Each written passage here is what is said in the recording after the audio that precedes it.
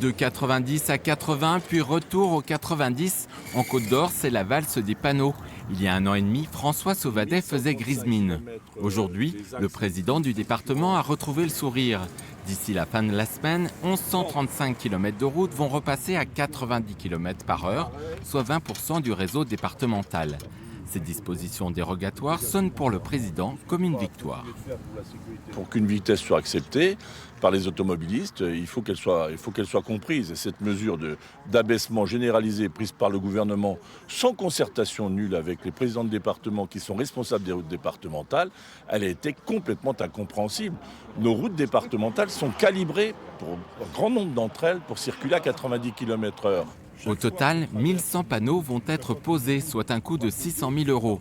Une mesure coûteuse mais appréciée de certaines associations d'usagers comme les motards en colère.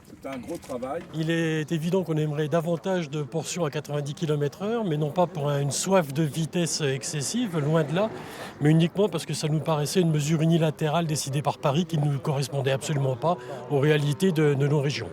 Adapter la limitation à la réalité des secteurs routiers, l'argument ne convainc pas la prévention routière. Elle prône avant tout une homogénéité des vitesses réglementaires. C'est un message de relâchement. Et ce qui risque de se produire, c'est que les gens vont appuyer sur l'accélérateur et inévitablement, on va connaître une augmentation du nombre d'accidents. Ce que semblent d'ailleurs indiquer déjà les statistiques du mois de janvier sur le plan national.